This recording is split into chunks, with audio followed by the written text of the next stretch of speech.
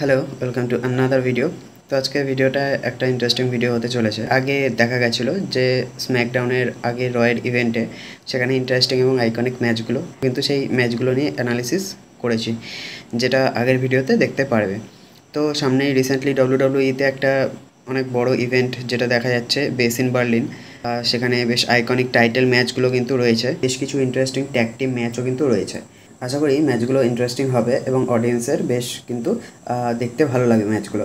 আমার পার্সোনালি ভালো লাগছে এবং আশা করি তোমাদেরও ভালো লাগবে। যেমন অন্যতম একটা ম্যাচ বলা যায় যে অ্যাপোলো ক্রুজ এবং ব্যারন কর্বিনের সাথে, অপোজিটে হচ্ছে লেগাডো ডেল থেকে লস গার্জা। তাদের কিন্তু একটা ট্যাগ টিম ম্যাচ দেখা গেছে, যেখানে দুজনেরই কিন্তু বেশ নেক টু নেক কম্পিটিশন দেখা গেছে, যেখানে ডিলেড একটা স্ট্রেংথ অ্যাপোলো ক্রুজের তরফ থেকে, এবং আগাগোড়ায় কিন্তু ক্রুজের ফ্লেক্সিবিলিটি এবং তার খেলার গেম প্লেটা কিন্তু বেশ অন্য ধরনের স্ট্রেন্থেনিং এবং অ্যাথলেটিক একটা গেম প্লে কিন্তু দেখা যায়। এবং ব্যারন কর্বিন, সেও কিন্তু former boxer, former NXT champion, সেও কিন্তু বেশ কয়েকবার উইনার রয়েছে। একটা ভালোই পারফরমেন্স কিন্তু দেখা গেছিলো। লস গার্জার একটা ফেস টু ফেস হয়, ক্ল্যাশ হয় দুটো টিমের। স্যান্টোস এসকোবারের কিন্তু ইন্টারাপশন একটা দেখা যায়। গার্জার একটা জেনিয়াল পারফরমেন্স কিন্তু অডিয়েন্স অবাকভাবে দেখে। স্যান্টোস এসকোবারের একটা ইন্টারাপশন যেখানে তাদের ম্যাচটা জিতিয়ে দিতে এবং অপর টিমকে কিন্তু ডিস্ট্র্যাক্ট করতে একটু হেল্প করে, এবং রেফারিকে একটু অফেন্ডও করা হয়।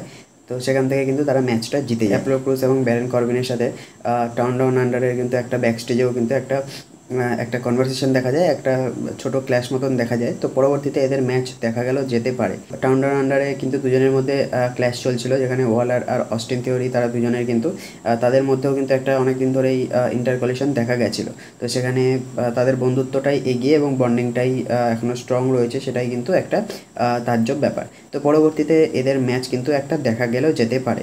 তো স্যান্টোস এসকোবার তারা কিন্তু পুনরায় প্রমাণ করে দেয় এবং তারা নিজের জায়গায় কিন্তু তারা ধরে রাখে এবং পরবর্তীতে তারা ক্যারি অন করে। ব্লাড লাইনে কিন্তু ডিআইওয়াই এবং স্ট্রিট প্রফিটের সাথে এই উইকে একটা কিন্তু ক্ল্যাশ দেখা, তাদের সাথে একটা ক্ল্যাশ হওয়ার কথা। এবং তাছাড়াও কিন্তু তারা কিন্তু বেসিন বাড়িতে তারা তাদের জায়গাটা ধরে রাখার জন্য কিন্তু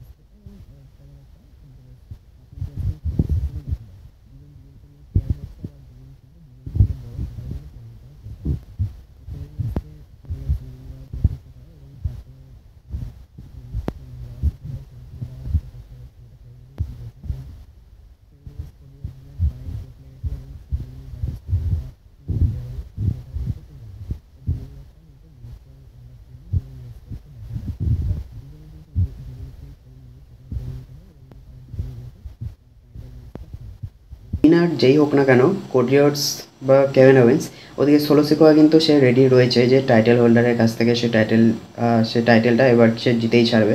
সেটাও কিন্তু একটা তার ডেডিকেশন, তার একটা ডমিনেন্স কিন্তু অনেক দিন ধরেই দেখা যাচ্ছিল, বাট পাচ্ছিল না, সেটা অন্য ব্যাপার। বাট এবার কিন্তু সে পাবে মনে হচ্ছে, কারণ ট্যাগ টিম টাইটেলে চলে এসছে। বাট সিঙ্গেল আনডিসপিউটেড টাইটেলটা মেবি সোলো সিকোয়া সে অ্যাকোয়ার করবে। তো অপরদিকে বেস ইন বার্লিনে কিন্তু অন্য বিভিন্ন ম্যাচ দেখা যাবে, যেখানে নায়া জ্যাক্স ভার্সেস মিচিনের একটা কিন্তু স্ট্রিট ফাইট হবে। তাছাড়াও কিন্তু ক্যাশ ইন করার একটা সুযোগ রয়েছে স্টেফেন স্ট্রেটনের কাছে, এবং বেলিরও কিন্তু একটা কামব্যাক করার কিন্তু একটা জায়গা রয়েছে। তো সেখানে কিন্তু একটা ইন্টারেস্টিং একটা ম্যাচ দেখা যেতে চলেছে। তো এছাড়াও কারমেলো হেইস আর আন্ডারডের একটা বেশ চাওটিক ক্যাওস কিন্তু অনেক দিন ধরেই চলছিল, মানে বাদরামো এবং ইগো ক্ল্যাশও কিন্তু তাদের মধ্যে দেখা যাচ্ছিল, যেখানে অহংকার এবং মানে ম্যাচের থেকেও কে সব থেকে বেশি বড় এবং কে উইনার সেটাও কিন্তু চলছিল। কারণ কারমেলো হেস এবং আন্ডারে দুজনের কিন্তু দুবার তিন চারবার ম্যাচ হয়, এবং সেখানে কারমেলো হেসেরও কিন্তু একটা পারফরমেন্স দেখা যায়, এবং সে জিতে যাওয়ার পরেও কিন্তু আন্ডারডেকে সে পোক করতে কিন্তু ছাড়ে না, এবং আন্ডারডেসও কিন্তু সে তার সে সে সে তার জবাবটা দেয়। এবং তাদের দুজনের 4টে ম্যাচ হয়, যেখানে 3টে ম্যাচে কারমেলো হেজ 1 এবং আন্ড্রাড হেজ 2 দুটো ম্যাচ জেতে, এবং 4টে ম্যাচ যখন হয়, 4 নম্বর ম্যাচ যখন হয় ফ্রাইডে নাইট স্ম্যাকডাউনে, সেখানে দুজনেই কিন্তু কারমেলো হেজ সে ভিক্টরি পায় এবং 2-all দুজনের দেখা যায়। তো 2-2 এবং পরবর্তীতে আন্ডারডে ভার্সেস কারমেলো হেজ মেবি বেসিন বার্লিনে টাইটেল ম্যাচ হলেও হতে পারে, বাট কারমেলো হেজ সে প্রমাণ করে দেয় তার অহংকার থাকলেও সে ভিক্টরি পেতে পারে এবং সে কঙ্কার করতে পারে তার অপোনেন্টকে। তো আন্ডারটেসের কাছে সে টাইটেল ম্যাচে যাওয়ার কিন্তু একটা অন্য সুযোগ রয়েছে, যেখানে আন্ডারটেসের একটা ভালো পারফরমেন্স দেখা গেছে। সে এলডাব্লিউ এবং স্যান্টোস এসকোবার ওই টিম থেকে তার স্প্লিট হয় এবং সেখান থেকে তার একটা ইন্টারেস্টিং জার্নি দেখা গেছে। তো কারমেলো হেইজেরও কিন্তু ড্রাফটে পিক হওয়া এবং সেখান থেকে একটা জার্নি, সেই জার্নিতে আর কেউ এবং বিভিন্ন কোরিয়ার্সের সাথে ম্যাচ খেলা, সেটাও কিন্তু বেশ অডিয়েন্সের পছন্দের জায়গা। তো অনেকের হয়তো তার ম্যাচ দেখতে ভালো লাগে, অনেকে তাকে ইগোয়েস্টিক লাগে, বাট পারফরমেন্স ওয়াইজ তার ফ্লেক্সিবিলিটিটা অনেকটাই আদার্স প্লেয়ার্সদের থেকে বেটার। বাট সেখানে আসছে তার ইগো এবং হাম্বেলনেসের কথা, সেখানে অনেক কোশ্চেন রয়েছে, বাট সবার সব কিছু পারফেক্ট হয় না, নো ওয়ান ইজ পারফেক্ট।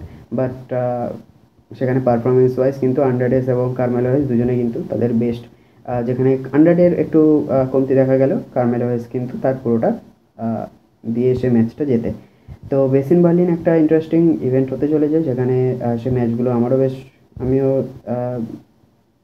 উৎসাহিত রয়েছি সেই ম্যাচগুলো দেখার জন্য, এবং সেই ম্যাচগুলো অবশ্যই ভালো হবে এবং সেটার রিভিউ কিন্তু আমি করার চেষ্টা করব। তো এই ভিডিওটা যদি ভালো লাগে, এই ভিডিওটা এই পর্যন্তই। যদি ভালো লাগে অবশ্যই লাইক, শেয়ার, সাবস্ক্রাইব করে দাও। ইন্টারেস্টিং ইনফরমেশান নিয়ে আমি কিন্তু তোমাদের কাছে ভিডিও দিতে চলেছি WWE রিলেটেড, এবং কোনো কোয়েশ্চেন থাকলে আস্ক করতে পারো, এবং ফেভারিট ম্যাচ বা ফেভারিট মুমেন্ট, কোন সিজন কোন ইভেন্টটা ভালো লাগে সেটাও জানাতে পারো। কিন্তু পরপর সব ধামাকেদার ইভেন্ট কিন্তু WWE অডিয়েন্সদের আমাদের কিন্তু শো করছে, এবং অ্যাজ আ স্পোর্ট এন্টারটেনমেন্ট তারা কিন্তু হাইপ একটা ক্রিয়েট করছে। সেই ম্যাচগুলো একটা এন্টারটেনমেন্টের জায়গা, তো আমার ভালো লাগে, আশা করি তোমাদেরও ভালো লাগবে। তো এমনই ইন্টারেস্টিং ভিডিও নিয়ে আসতে চলেছি। দেখা হচ্ছে পরবর্তী ভিডিওতে। Take care, bye by.